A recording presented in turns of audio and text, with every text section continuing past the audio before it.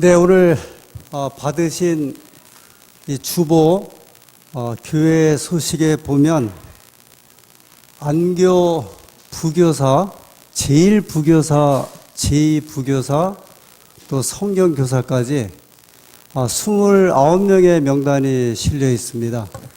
이분들은 오늘 예배 마치고 본당에 남아주시기 바랍니다. 여기에 이름이 지금 올려있지 않는 우리 양충식 집사님도 기뻐하지 마시고 이제 추가적으로 청년부터 40대, 50대 교사를 이 양성하는 일이 너무 늦었다는 생각을 절감하게 되었습니다. 그래서 이제 저희가 이분들을 중심으로 우리 안산교회에 향후 이 교사를 양성함에 좀 주력하고 정성을 다해서 저희들이 준비하고 또 임하게 될 것입니다. 여기 명단에 있으신 분들은 예배 마치고 또 내려가셔서 또 불러오는 그런 불상사가 없도록 그냥 자리에 남아 주셨다가 이 모임에 함께 해주시면 감사하겠습니다. 오늘 말씀의 제목은 이름입니다. 제가 금요일 예배 때마다 이 말씀을 전하는 그 총 주제가 성경 이름하기입니다. 성경에 나오는 인물들에 대해서, 특별히 그 인물들의 이름에 대해서 그 담겨 있는 깊고 또 은혜스럽고 영적인 내용들을 우리가 함께 공부하고 있는데 7월, 8월 이제 두 자로 된 이 제목 설교를 준비하면서 저는 오늘 제가 금요일에 나누었던 그 주제 가운데 이제 한 주제, 그 주제를 오늘 안식일 주제로 삼아서 말씀을 전하도록 하겠습니다. 우리가 성경을 이렇게 또 뭐 연구라고 할 수도 있고 또 보다 보면 어떤 주제를 가지고 성경을 보면 그 주제에 맞춰 성경의 그 내용들이 풀어지는 경우가 좀 많은 것 같아요. 하나님의 사랑이라는 관점에서 성경을 이렇게 본다든지 또는 심판, 예언, 어떤 은혜 이런 관점에서 볼 때 그 성경이 이제 그런 식으로 은혜롭게 풀어지는데 이름이라는 주제를 가지고 성경을 이렇게 좀 풀어보다 보니까요. 똑같은 인물이라 할지라도 이름이 주는 은혜와 교훈이 대단히 또 다른 각도에서 보인다는 생각을 갖게 되었습니다. 오늘은 그 인물 이름 가운데 다니엘에 관한 이름입니다. 다니엘서 1장 1절 2절의 말씀입니다. 구약 성경 다니엘서 1장 1절 2절.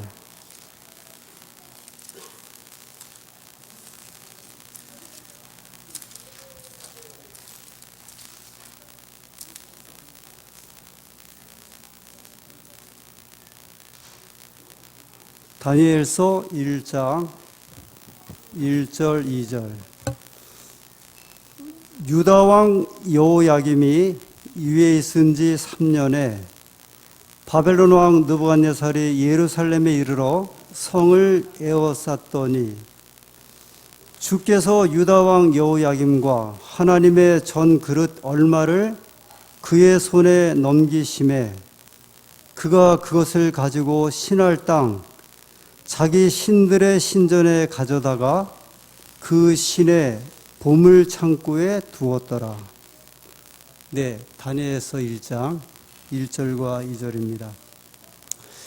다니엘서 1장 시작은 전쟁의 이야기로 시작합니다. 아주 일방적인 전쟁이죠. 이스라엘이 바벨론 제국에 아주 속절없이 무너지는 장면이 이 말씀을 통하여 시작되고 있습니다. 일반적으로 성경 66권 가운데 하나님의 백성이나 하나님의 나라가 이렇게 처음부터 이방 민족에게 아주 일방적으로 이렇게 무너지는 그런 기록이 없습니다. 근데 어디에서만 유난히 이런 일이 벌어지냐면 다니엘서 1장 1절에 처음 시작에 하나님의 백성과 성전이 이방 나라의 왕과 민족에 의해서 그 성전 그릇들이 뺏기고 백성들이 이제 포로잡아가는 이야기가 시작이 되고 있습니다. 듀캉이라고 하는 한 학자는 다니엘 끝에 관한 이상이라는 책에서 이 장면을 이렇게 설명을 하고 있습니다. 다니엘서 전체는 양보할 수 없는 무자비한 전쟁에 휘말린 두 진영을 휩싼 긴장으로 꽉 차 있다. 1장부터 곧장 투쟁으로 들어간다. 다른 성경과 다르게요. 다니엘서는 특별히 예언서이면서 굉장히 이게 전투적이고 이렇게 좀 투사적인 그런 이제 분위기가 이 다니엘서 1장에 시작됩니다. 다니엘서 1장에서는 이제 크게 보면 세 가지의 맞섬이 있다고 한번 말씀드릴 수 있습니다. 세 가지가 맞서는데 첫 번째는 이 국가적인 맞섬입니다. 바벨론 제국과 이스라엘의 맞섬이죠. 정치적인 문제이기도 하고 이 국가적으로 이제 존망을 이제 다루는 대단히 중요한 그런 맞섬이 시작됩니다. 첫 번째. 두 번째는 음식물을 통한 맞섬입니다. 인간이 누릴 수 있는 욕구 중에 가장 근본적인 문제의 맞섬이 이 다니엘서 1장에 시작됩니다. 그리고 세 번째는 오늘 말씀의 제목처럼 이름 계명을 통한 말씀입니다. 창시 계명이라고 말할 수 있는 이름 계정에 대한 이야기입니다. 히브리어에서 히브리어로 다니엘의 이름이 바뀌는 것이 아니라 이스라엘 민족의 이름에서 이방 민족인 바벨론 민족으로 이름이 이제 바뀌어지는 그 역사가 시작됩니다. 오늘 저는 다니엘서 1장에 나오는 세 가지 맞선 가운데 이 이름에 대한 이름을 가지고 이방 신과 하나님의 신이 맞서고 이방 제국과 하나님의 제국이 맞서고 이방 나라와 하나님의 나라가 맞서고 이방 사람과 하나님의 백성이 맞서는 이야기를 오늘 말씀을 통해서 우리가 함께 나누고자 합니다. 어떻게 이름이 바뀌었는가? 다니엘서 1장 6절 7절의 말씀입니다. 다니엘서 1장 6절과 7절. 그들 중에 유다 자손 곧 다니엘과 하나냐와 미사엘과 아사랴가 있었더니, 여기 있는 이 이름은 이제 포로로 잡혀온 다니엘과 그 동무 세 사람의 이름입니다. 히브리 이름이에요. 다니엘, 하나냐, 미사엘, 아사랴. 7절에 환관장이 그들의 이름을 고쳐 다니엘은 벨드사살이라 하고 하나냐는 사드락이라 하고 미사엘은 메삭이라 하고 아사랴는 아벳느고로 하였더라. 여기 히브리 이름에서 히브리 언어적인 이름에서 이제 바벨론의 이름으로 이제 바뀐 겁니다. 다니엘은 벨드사살, 하나냐는 사드락, 미사엘은 메삭, 아사랴는 아벳느고. 다시 말씀드리면 히브리 신과 하나님과 바벨론 신의 이제 충돌이에요. 이 이름을 통한 이제 맞섬이 여기 시작됩니다. 다니엘이란 이름은 하나님은 재판장이시다. 이제 이런 뜻입니다. 여기 지금 저희가 오늘 보는 다니엘과 세 동무의 이름은 다 이름 속에 하나님의 이름을 가지고 있는 이름들이에요. 다니엘은 하나님은 재판장이시다. 근데 뭘로 바뀌었어요? 벨드사살. 그러면 생각해 보실까요? 다니엘의 이름이 하나님과 관련된 이름이라고 하면 이방 나라에서 다니엘을 포로 잡아 가서 이름을 바꿔줬어요. 바빌론이 예루살렘에 와서 하나님의 전에 있는 그릇들, 그 다음에 그 도구들을 다 가져갔거든요. 그 신들을 뺏어간 거거든요. 그럼 여기 이제 새로운 이름을 지어줄 때 다니엘의 이름 속에는 어느 신과 관련된 이름이 들어가겠습니까? 바벨론 신이죠. 이게 이제 지금 신들, 소위 그 종교 전쟁, 이 개종 정책의 이름을 통하여 시작됩니다. 벨드사살이라는 말의 뜻은 벨이 그의 생명을 보호할 것이다. 이 벨은 바벨론의 신 이름 가운데 한 이름이에요. 하나님인 재판장이시라는 이름에서, 그래서 다니엘이라는 이름 자체가 다니엘서의 중심 주제가 되는 심판에 대한 의미를 가지고 있는데, 그의 이름은 이방신의 이름으로 바뀌게 됩니다. 하나냐 뜻은 여호와는 은혜로우시다. 사드락은 월신을 경배하는 자, 이 월신은 달신인데 바벨론의 달신을 경배하는 자입니다. 바벨론의 신과 관련된 이름으로 바뀝니다. 미사엘, 누가 하나님께 속하였는가?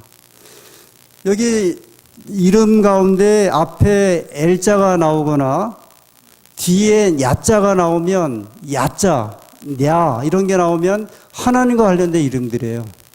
엘리야, 앞에 엘자, 가브리엘, 엘자는 다 그런 뜻이 있거든요. 끝에 야자, 예레미야, 이사야, 다 하나님 관련된 이름이거든요. 미사엘, 누가 하나님께 속하였는가? 근데 메삭으로 바뀝니다. 포도주의 여신에게 못 바친 자. 바벨론식 표현입니다. 마지막으로 또한 친구의 이름이 아사랴, 여호와께서 도우신다. 그런데 아벳느고, 이 바벨론의 주신이 이제 그 중심신이 말뚝인데, 이 말뚝신의 아들인 나봇의 종, 그런 뜻을 가지고 있습니다. 말뚝 또는 마르뚝, 그런 의미를 가지고 있는데, 그 마르뚝의 종이 있는데 그 종의 이름을 이제 아사랴가 받게 되었습니다. 아벳느고. 유대의 최고 엘리트 청년들을 이 바벨론의 느부갓네살이 잡아왔습니다. 1장부터 큰 도전이 벌어지죠. 음식물 통해서, 우상 숭배 통해서, 이름 바꿈을 통해서. 이 다니엘과 그 세 청년이 당면한 문제는 나라가 망하고 포로로 끌려오는 엄청난 충격 속에 이 문화적인 충격을 경험합니다. 이 언어가 바뀌죠. 히브리어에서 이 바벨론의 갈대어로 바뀌게 되고, 신앙적인 충격을 받습니다. 하나님을 믿는 신앙에서 이방 바벨론 신을 믿는 그 종교로 바뀌게 되고, 몸의 충격을 가져오는데요. 바벨론에 끌려온 다니엘과 세 동무는 환관으로 바뀌게 됩니다. 환관이 뭐죠? 넷이에요. 이미 이사야 39장에 이사야는 이미 예언을 했습니다. 왕족, 귀족 중에서 몇 청년이 끌려가 환관이 되리라. 여러분 한번 생각해 보십시오. 이 18세의 젊은 청년들이 뭐가 되는 거예요? 그가 이제 남자도 아니고 여자도 아니고 중성적인 존재로 이제 몸의 충격을 받게 됩니다. 이름의 변경은 그의 사상, 민족성 또는 정체성 말살의 아주 주요한 목적입니다. 그래서 이스라엘 청년들이 지금 당면한 문제는 자포자기냐 아니면 바벨론의 동화냐, 그 문제예요. 어쩌면 오늘날 우리가 맞서고 있는 문제하고 비슷하다고 생각이 됩니다. 우리의 청년들, 우리의 신앙인들이 군대에서, 외국 생활에서 믿지 않는 가정에 시집 장가가면서 겪는 경험과 비슷합니다. 지금은 덜하지만 옛날에 군대 가면 우리 재림 청년들의 이름이 뭐냐면 안식교예요. 박대원은 빠지고요. 누구 나오라 그래요? 야, 안식교 나와. 그게 이제 이름이에요. 그것은 조롱과 멸시에 대한 상징이었거든요. 미국의 신학자 라인홀드 니버라고 하는 분이 이 다니엘의 이름에 관한 이런 이야기를 했습니다. 한 개인으로서는 도덕성을 잘 유지할 수 있다 해도 비도덕적인 조직체 속에 들어가면 근본적인 난관에 봉착하고 만다. 이런 이야기예요. 우리가 교회에서는 내가 개인 신앙은 뚜렷하죠. 그죠? 그런데 내가 만약에 직장에 들어가거나 어떤 단체에 들어가 일을 하게 되면 그 사회는 사실 비도덕적인 조직이라고 이야기할 수 있거든요. 이제 부정이 있고 곤모술수가 있고 그 다음에 거기에 야합할 수 있고, 다니엘과 세 동무는 이제 그런 맞섬에 들어가게 되었고 거기에서 이름이 바뀌게 되는 겁니다. 여러분, 이름이 바뀐다는 의미가 그 창시개명 일제시대 때 왜 이렇게 일본 사람들이, 원래는 창시예요. 창시는 성을 새로 만드는 거거든요. 창시. 창시할 때 창이, 창세기 할 때 시작하다 창이거든요. 시를 바꾼다는 거예요. 그래서 그러니까 이름 바꾸는 정도가 아니라 원래는 일본 사람들이 뭐를 바꾸고 원했냐면 성을 바꾸라 그랬어, 성이요. 왜냐면 한국 사람들의 그 정체성은 어디에 들어있냐면 나는 김씨 가문에 박씨네 가문에 그게 있었거든요. 그렇게 철저하게 이걸 바꾸려 했던 이유는 뭐냐면 성을 바꾸고 그 다음에 이름을 바꾸면 뭐가 바뀐다는 거예요. 정신, 민족 다 바뀌고 이제 이 사람은 생각할 때마다 내가 박대현인데 만약에 내 이름을 이케마스로 만약에 바꾼다 그러면 나는 어느 나라 사람이에요? 일본 사람이에요. 우리 그 유명한 야구 선수 장훈 선수가 이름을 절대 안 바꿨잖아요. 그 모진 그 핍박 조롱 속에서도 자기 이름을 바뀌면 자기의 신분 존재가 없어지게 된다.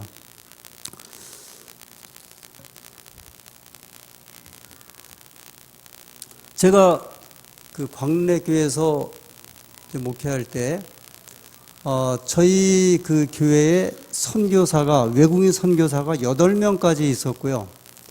제가 이제 부임하기 전에는 그 외국인 교회가 있어서 한 100여 명이 이렇게 모였어요.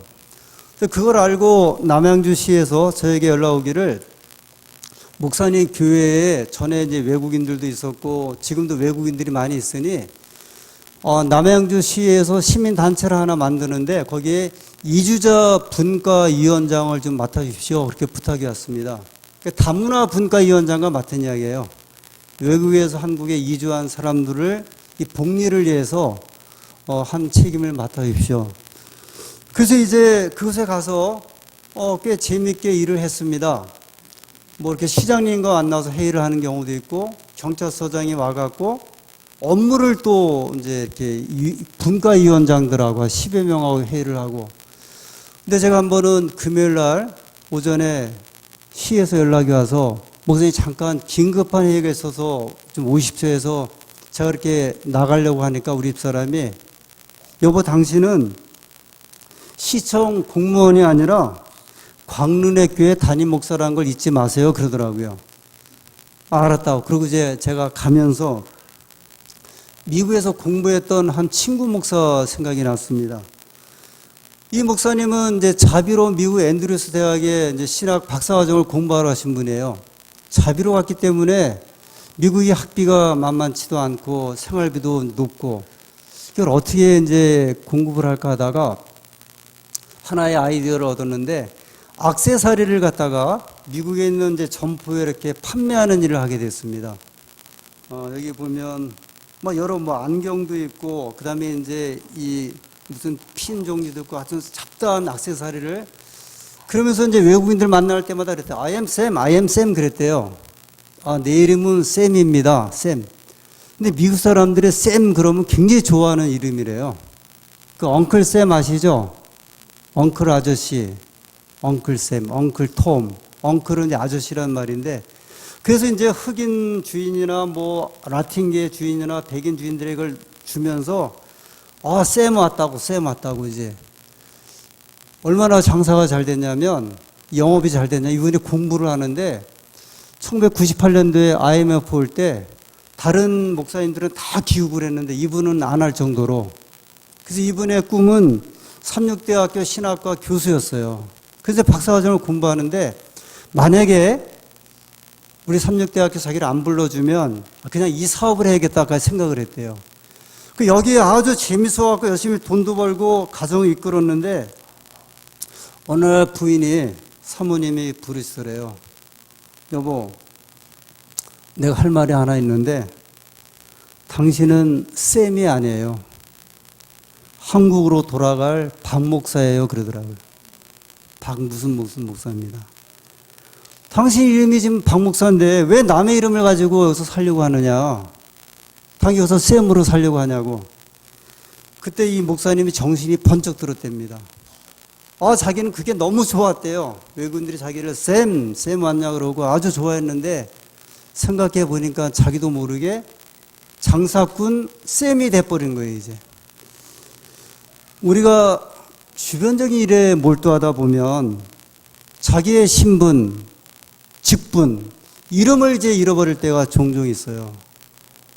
내가 이제 목사인지 장로인지 집사인지, 내가 아버지인지 어머니인지, 내가 아들인지 딸인지 종종 신분을 망각할 때가 있습니다. 제가 이제 이름과 관련된 그 경험이라 중국에서 이제 선교 활동을 할 때, 한국에서 파송할 때 저를 제 신분이 박 선생으로 이제 이름을 가지고 갔습니다. 제 호칭이. 왜냐하면 중국은 외국인이 이제 선교를 하면 문제가 되기 때문에. 그래서 제가 그때 한국삼류 중학교 교목으로 있을 때 화태장님이 저를 파송을 하면서 삼육학교에서 보낸 박 선생으로 하자. 그래서 이제 그 조선족 교회에 그 윤영성에 9개의 교회가 있고 제가 그 교회를 이제 지도하면서 저는 이제 박 선생이에요. 이 중국에 있는 조선족들은 선생하던 사람을 선생질하다 왔다 그러고요. 의사하는 사람 의사질을 한다고 우리 이야기를 해요. 저를 이야기를 하면 저 박 선생님은 선생질하다 왔다고. 저는 이제 그래서 선생이 됐어요. 박 선생. 근데 어느 날 중국 교회에서 예배를 드리는데 중국 교회 한 지도자가 예배 드리는데 저한테 오더니 박 목사님, 지금 조선족 교회에 중국 경찰들이 들이닥쳐갖고 지금 다 경찰서로 끌려갔다고 합니다. 예배 드릴 때 급습을 했는데 급습한 목적은 뭐냐면 저를 잡으려고 온 거예요. 이제 저에 대한 이야기가 다 들어가갖고. 근데 저는 그때 마침 그곳에서 예배를 안 드리고 이제 한족 교회 가서 예배를 드리고 있었거든요. 이야기를 들어보니까 다 이름이 이제 들어갔다 그래서 경찰서에 조사받는다고 할 때 제가 집에 와서 제 책이라든지 아니면 어디 서류에 붙어 있는 목사라고 하는 걸 떼기 시작을 했어요. 제가 이제 한 책을 보면 이 앞에 보면 박대원 목사님께 드립니다. 이제 그런 책. 그 다음에 옛날 앞에 쓰던 이제 공문 이런 이제 봉투들이 오는데 거기에 보면 서중환 앞에 한국삼육 중학교 교목 박대원 목사. 그런 게 그냥 다. 그래서 이제 그걸 띄는데 책에도 자료 봉투에도 그 다음에 세계 선교대에 갔다 온 명찰에도 보면 중국 대표 박대원 목사. 미국 비자 서류를 제가 또 넣어놨는데 거기도 보면 서중환 앞에 발행 목사 증명서. 앨범에 보면 교인들하고 교회에서 찍은 사진들 쭉 있고 그 밑에 보면 침례식 할 때 제가 집례하는 그 사진. 어린이 봉헌식 할 때 설교 장면 교인들과 찍은 것. 컴퓨터 안에 자료들을 제가 열어봤는데 제가 설교했던 그 배정표. 각종 설교들. 교회 주소로. 제가 그걸 이렇게 지우고 뭐 하다가 끝이 없어갖고 중간에 이제 포기를 했어요. 아무리 목사라고 한 이름을 띄워내려고 해도요, 앨범에, 공문에 다 계속 무슨 이름이 이제 계속 나오냐면, 박대원 목사.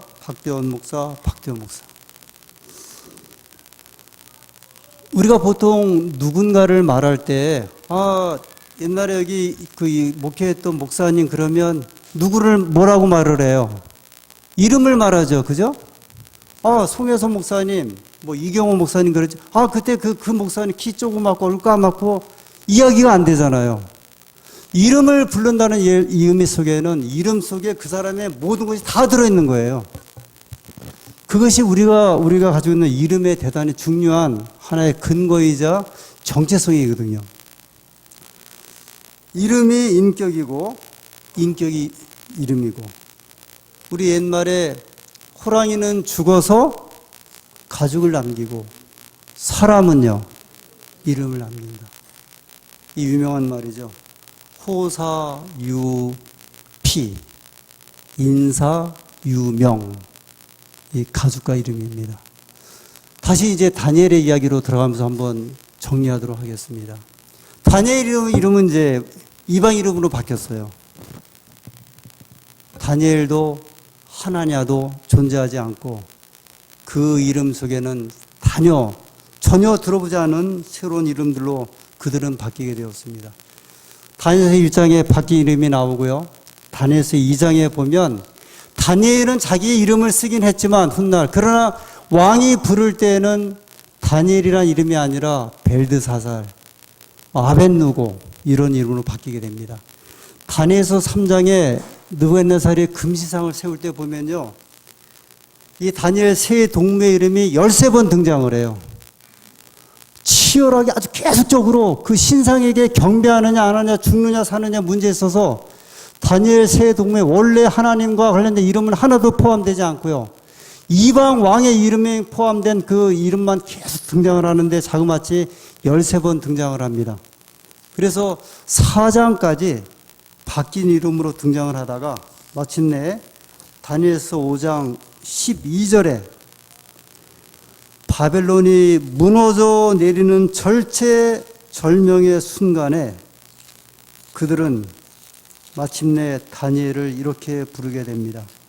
다니엘서 5장 11절. 왕의 나라에 거룩한 신들의 영이 있는 사람이 있으니 곧 왕의 붙인 때에 있던 자로서 명철과 총명과 지혜가 있어 신들의 지혜와 같은 자라. 12절. 왕이 벨드사살이라 이름한 이 다니엘의 마음이 민첩하고 지식과 총명이 있어 능히 꿈을 해석하며 은밀한 말을 밝히며 의문을 파할 수 있었습니다. 이제 다니엘을 부르소서. 여러분, 이게 무슨 사건인지 아시죠? 저 바벨론이 멸망하기 직전에 잔치를 벌였어요. 벨사살 왕이 귀인들을 불러다 잔치를 벌이고 술잔치를 벌일 때 그들이 술 마실 때 쓰던 그릇이 무슨 그릇이냐면 예루살렘 성전에서 빼앗아 온 성전 그릇들이었어요. 그걸 가지고 이제 뭐 하고 있어요? 바벨론의 신을 찬양하고 그 다음에 그 주연에 이제 술을 따라 마시고 있었을 때 벽에 이제 흰 손이 나타나 갖고 흰 벽에 글씨를 쓰지 않습니까? 메네 데겔 우바르신.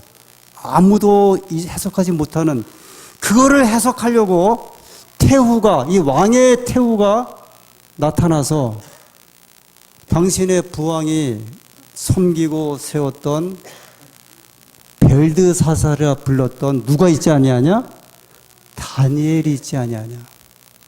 벨드사살의 이름은 이 뜻을 아마 해석을 못하는 누구의 이름이에요? 다니엘. 13절. 이에 다니엘이 부름을 입어 왕의 앞에 나오매 왕이 다니엘에게 말하여 가로되 내가 우리 부왕이 유다에서 사로잡아온 유다 자손 중에 그 다니엘이냐. 이 벨사살 왕이 1장과 2장과 3장과 4장에서 묻혀진 누구의 이름입니까? 다니엘. 회복된 이름, 여전히 존재하는 이름. 다니엘의 이름은 그래서 묻혀진 이름이 아닙니다. 별처럼 빛나는 이름으로 오늘 성경 예언 역사의 중심에 자리 잡고 있습니다. 오늘 우리는 그리스도인이라는 이름을 듣고 있습니다. 예수 교인들 또는 제7일 안식일 예수 재림 교인이요. 이 이름이 다니엘처럼 빛나는 우리의 이름이 되기를 소원합니다. 이 이름이 많은 사람을 하나님께 돌아오는 자랑스러운, 잊혀지지 않는, 그리고 드높여진 제7일 안식일 예수 재림교인, 굳이 줄인다고 하면 자랑스러운 재림교인, 다니엘과 같은 뜻을 정하여 하나님 앞에 서는 주의 백성들이 되기를 간절히 소원하면서 말씀을 줄이겠습니다.